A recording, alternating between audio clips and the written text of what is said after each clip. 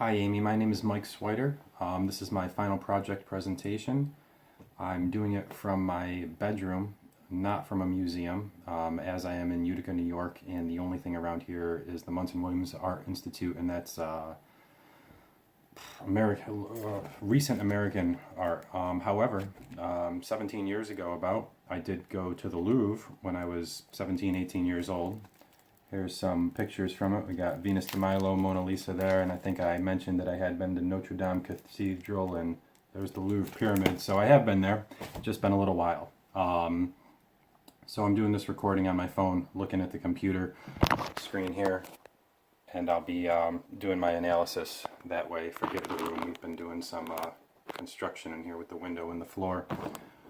Either way, I'm going to be doing my analysis on St. Francis receiving the stigmata. Again, I'll get a good look at it in the video here, and I'm going to provide you a link in the video as well. I don't know how that's showing up on the recording, but so I did pick something from the Louvre Museum in France, since I had been there, and a lot of the things that were there and were famous were things that we had gone over in class. So this is something fairly obscure. I'm not going to lie, I kind of just Googled Louvre art history or artworks before 1500, and St. Francis receiving the stigmata was one of the things that I thought was fairly interesting. This painting was created in about 1300 in Italy by Giotto di Bondone. Obviously what you can see here is a religious figure. Since I know the title of the painting, it is St. Francis in the middle there in the larger picture, and it looks like God slash Jesus is up there with feathers, wings, almost half bird, half God. You can definitely tell that they're holy people by the halos around their head. Regular people don't get that in there. There also are three pictures below, which we'll go over in a sec. It looks like, in the first one here, it looks like it could be the same St. Francis, almost like holding up a church, maybe like saving the church from falling on those people. In the second painting there, again, it looks like it's probably St. Francis again, with some of his followers, and they're, I don't know if they're praying to, it looks like the religious hierarchy, whether that's, a pope, cardinal, some sort of well-to-do religious person there. And it looks like he's with his followers. They're all dressed the same. And then in the third picture there, you can see same guy, same halo, St. Francis, feeding the birds. Besides that, he has another guy with him there, but it looks like he's just kind of caring for the animals, being a good guy to nature. Back up to the top there, right obviously off the bat, something's happening as far as from the points of crucifixion on Jesus, God, to the same spots on St. Francis.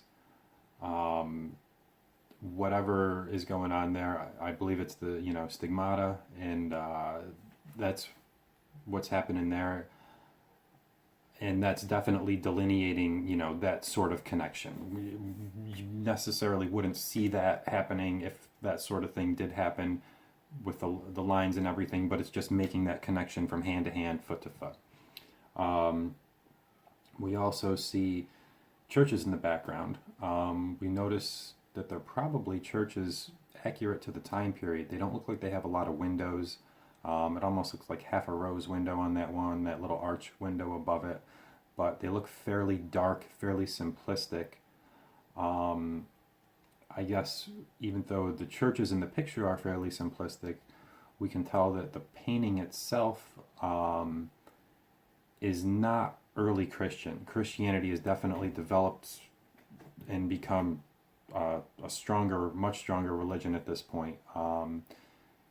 It's not one of those almost look like cave painting Christianity in, people's own catacombs and stuff like that, early ones that were very rough.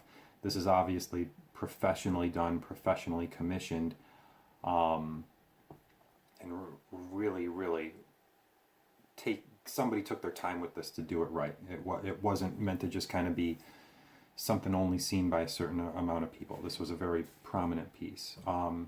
Also in the background there, it looks like going up a hill. There's kind of a pathway that leads up there with the trees along the side, leading up a hill. Could, I don't know if that's symbolizing leading to heaven or whatever, but that certainly could be the case. And then in the background, it almost looks like a pyramid. I don't know if that's just part of the location, where these events happened. But yeah, my initial impressions were that was a pyramid in the background. Also, in this one, it's a lot of the Christian artwork we saw is very formal, almost going back to that ancient Egyptian kind of style where it's just the person standing there, really just facing, the camera and facing the camera, facing the person who is painting the picture, and just, formal, no real like motion or anything, just a very rigid posture, I guess. That's not the case at all here. St. Francis is really like taken back by what's going on. He's got his hands up, he's down on one knee. I don't know if he's getting zapped or whatever from God kind of thing, but he's definitely like, oh boy, something's going on, whether it's bad, good, whatever. There is definitely some stuff going on here. Upon further research, that is not a pyramid in the background. That is part of the wood panel that this piece has come off of. It was in a church in Pisa, created in about 1300 by Giotto. The stigmata that St. Francis is receiving was actually like an honorable gift from God for his faithfulness. So it's not, he upon further research, he's not at all like taken back by God, but he's probably, it's an honor to receive this from him. I did some research along the bottom also. First one I was actually fairly spot on with in the bottom left corner there. He is holding up the church. Pope Innocent III was having a dream, basically, that St. Francis was saving the church. He was supporting it. He was doing right by the church, and that kind of thing came to him in a dream. St. Francis was actually not really well received originally by the church. He was a bit of a beggar. Not in the sense that he begged the church for things or whatever, but he was very poor. He didn't have any belongings. Obviously, the church was extremely wealthy and extremely powerful, so this didn't kind of sit well with them. It was kind of counterproductive to their mission to hold power and influence, where Francis really just wanted good for everybody. So in the first panel, the Pope kind of is accepting that, like, in a dream it came to him, like, hey, it turns out this guy is a pretty good guy. He's saving the church. In the second one there, it shows St. Francis, again with Pope Innocent and probably some bishops, archbishops, whatever, and they're accepting him into the church. It looks like he's praying to them, but that's actually him being accepted into the church. So St. Francis, or the Pope and the church as a whole did come around to St. Francis and eventually accept him in. Third one really just shows him feeding some birds, taking care of nature. He was always that kind of person, and I believe even in today's reflections of St. Francis, he's also associated with nature and that kind of thing also. This was a panel painting on a piece of wood that was up in a part of the church that probably had a peak behind it, maybe behind the altar, maybe that was just the way the wall was shaped there. So again, not a pyramid in the back. It was painted using tempera, which was usually a predominantly egg-based mix, with the pigment mixed in with the egg yolk, which was actually a fairly long-lasting type of thing. And up until about 1500, that was like the standard painting paint, I guess, that they would use before oil paintings. The colors really don't change over time. However, it does hold less pigment than a modern oil painting. so we don't get like really, really deep saturated colors. So even though this might look a little bit faded and old, it's probably was this color to start off with. Down underneath that is called the predella, the three small paintings. And again, I went over those just a second ago. It was indeed innovative as I originally had thought, because traditional art at the time was pretty expressive and emotionless. And even though nobody's face in this one is really got a ton of emotion in it, the posture created, there's definitely motion and stuff going on. So it's not just, you know, inexpressive and totally emotionless. So that definitely was an innovative painting at the time.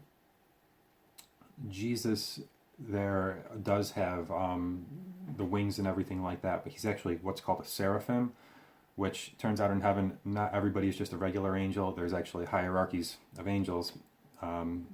So a seraphim is the top king angel basically in Christianity. So Jesus is depicted as being the holiest of holies in this thing. The stigmata, I think I went over saying that, you know, was not a bad thing. So St. Francis is not cowering away from it. He's actually receiving that as a badge of honor. So I think that's pretty much it as far as my notes there. I enjoyed taking the class. I have really avoided art, to be honest with you, but this was nice. It wasn't producing any art, and I feel like I learned a lot. So I really did enjoy the class. I look forward to finishing my degree, hopefully online. And thanks very much. Enjoy the rest of your summer, Amy. Bye-bye.